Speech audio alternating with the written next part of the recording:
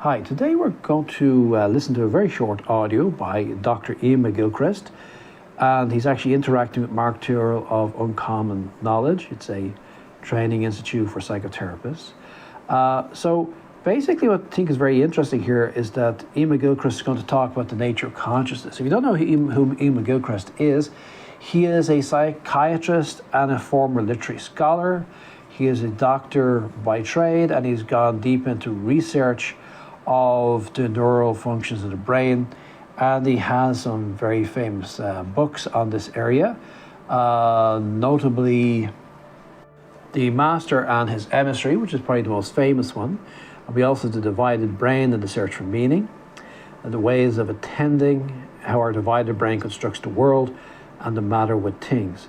And his basic focus, and I did a video a few months ago on this, is that you have a right brain, a left brain, and the left brain tends to be somewhat judgmental and good at organizing, categorizing, and focusing in a very small area at one time, where the right brain is more the bigger picture. Now, we need the two. We need a bigger picture, the smaller picture. He also speculates about society, that society goes through periods where it's more right brain and then where it's more left brain, and now we're in a society which is more left brain focused. And that means rational thinking, and it's kind of ever decreasing circles. Like if you look at the world we live in, there's more and more rules and regulations and constant striving towards more efficiency. It's also a very verbal world. It's a world of structure and organization. This is all left brain. And one of the interesting points that Ian McGilchrist makes in his work is that the world was not always like this. It's like this now, but it has been more right-brained in the past, and it goes back and forth. So it's very interesting. So let's take a look and see what he has here to say, because he has some very interesting points about the nature of our attention, how our mind differs from AI, and what we can do to make our mind work better.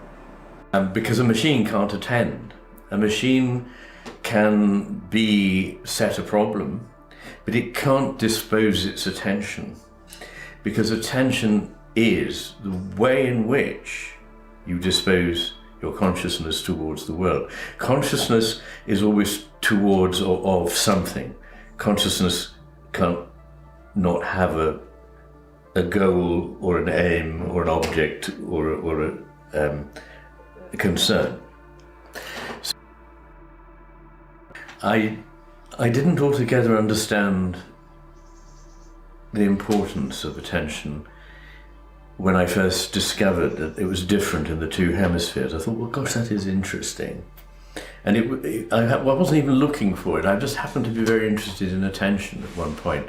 So I read all the material I could, and it clearly emerged that there was a difference in the way the two hemispheres attended.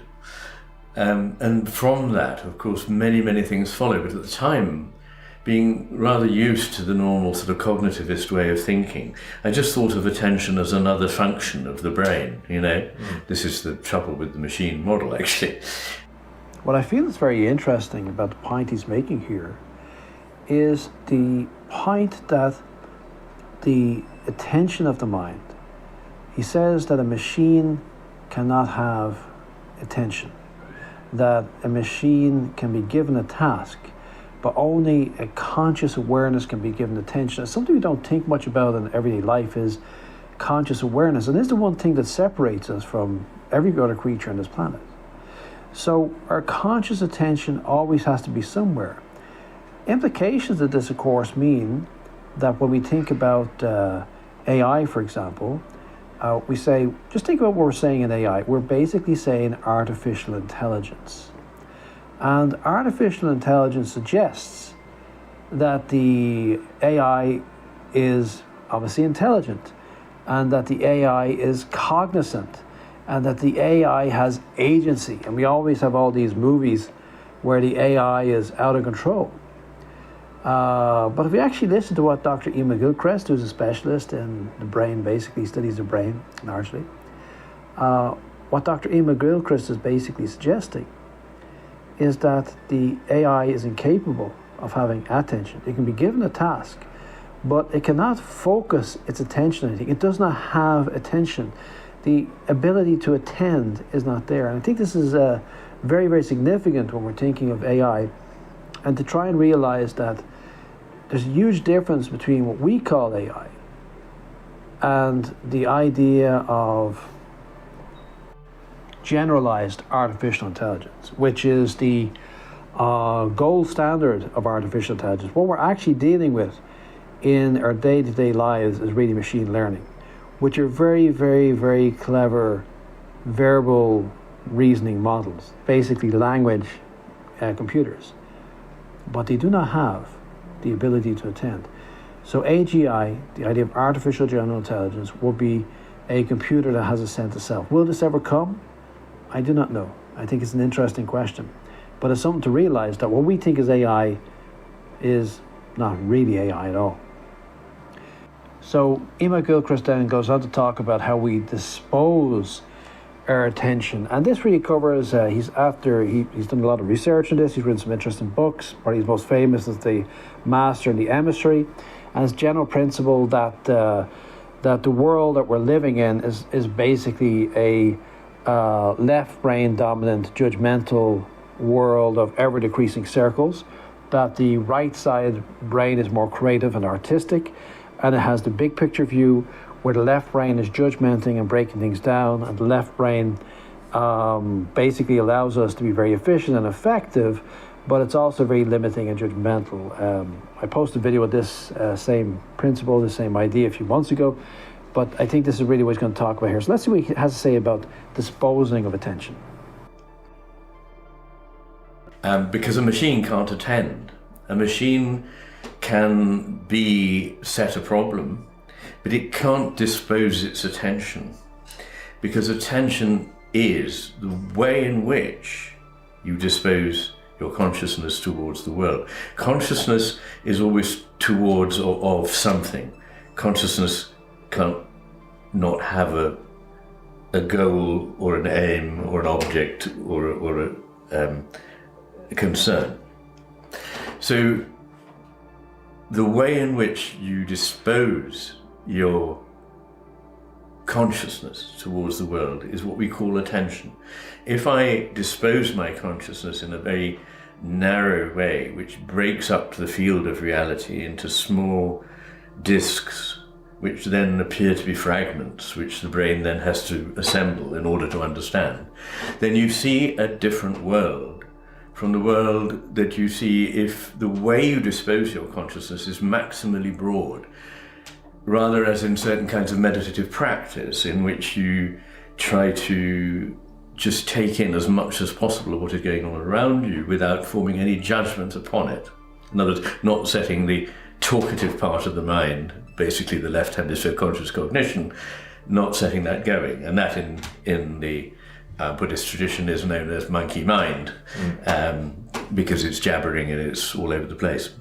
So very interesting what he's saying here about the disposing of attention. So basically that we have these two hemispheres and they basically see things differently. He also talks about how we can have this broader attention using the right brain, and he gets into Buddhism and meditation and the beneficial effects. So let's see what he has to say about the actual two hemispheres of the brain. Stilling that enables one to see more.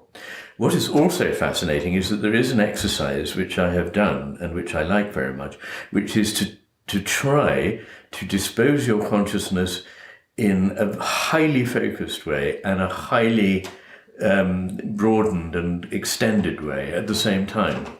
And of course that is exactly why we have two hemispheres. You can't possibly do that with one hemisphere, because one arising center of consciousness can only be disposed one way. That's why we have two, so that we can dispose them differently. So do you feel that such an exercise might be a way of balancing the hemispheres? It is a way. Yeah. I mean, in terms of EEG, electrophysiological record, it is a way in which one can correct the usual slight preponderance of left hemisphere over right, and equalize it. And in many meditative practices, it particularly engages the right hemisphere. And the experienced meditators, there are findings, both functional findings about how the right hemisphere is functioning in such subjects, but also anatomical findings that certain areas of the right hemisphere that are particularly important for it become enlarged or thicker than they would otherwise be. So it certainly is a matter of engaging the right hemisphere and also the left. It plays a role. Okay, so what he's saying here basically is that we have two hemispheres, and each one gives us a different perspective. And also he talks about meditation and how we can balance the brain. So how can we balance the brain? What he's basically saying is that the right brain has a wider spread, the big picture, and the left brain is more about focused on doing one thing at a time. So meditative exercise that you can try is to have a broad focus and an intense focus at once. And you think, well, how can you do that? If we actually look at the process of meditation, this is the process of meditation. Now, here's an interesting thing. Concentration is concentrating on one thing. So, for example, very basic meditation exercise, which is really concentration exercise, is the focusing on a flame. You can take out a candle and light up the flame and then focus on that flame. Now, it's not a deep meditation, but it's actually a concentration exercise. You're actually concentrating. So this is developing that concentration, which we get with the left brain. We're focusing one thing at a time. We get this sometimes we're very focused on a task. We get deep into the task. And the interesting thing is, think of conscious awareness as a torch. That could be very broad in vision. If I take the torch far away from an object, I will bring the torch very close to an object, it becomes very concentrated. So that is the exercise of concentration. And a lot of meditation like this, mainly concentration, but when you do it, after a few minutes you'll feel more together, more focused, more grounded, because you're not thinking of extraneous thoughts. Now, you can then also take that exercise and go deeper into it. So like the flame, for example, you can look at the flame, but then as you look at the flame, don't just concentrate, go more into expanding into just being aware, without judgment, without thought, without anything.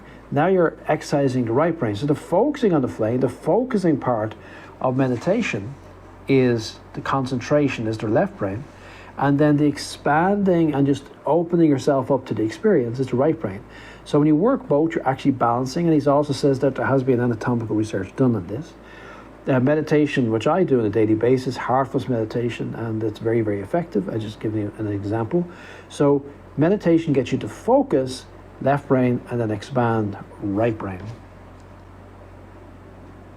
So very interesting. I feel that when we look at what Ian McGilchrist has to offer here about the mind, we can think about the mind, is to understand that we actually have this unique thing that makes us different from the world around us, is that we actually can reflect upon our experience.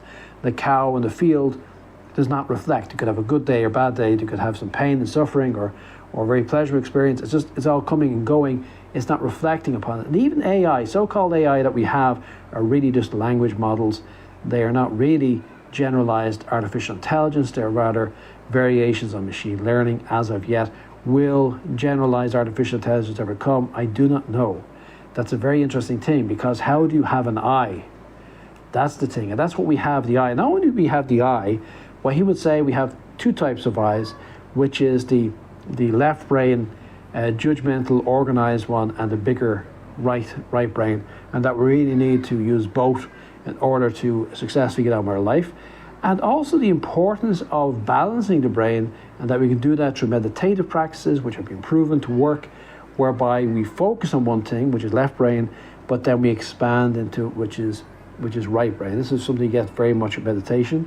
And also I think any kind of activities we get into where we're very dedicated about something, we can get deep into anything. There was a book I read some years ago called Zen and the Art of Motorcycle Maintenance, and he was basically the idea of Zen is like being here now. So Zen is a process of being here now.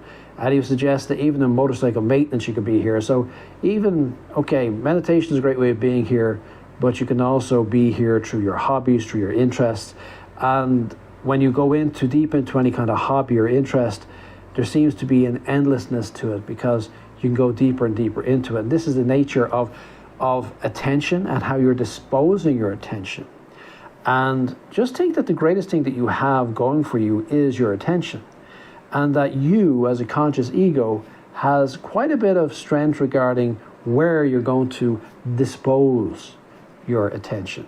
So check out Ian McGilchrist's channel, his books, very, very interesting, about how our mind works, how it affects the society we live in, how we differ from things like AI, and how we can work towards having a better self and also a better society. I hope you like this video. If you do, please like and subscribe, and I'll talk to you next time.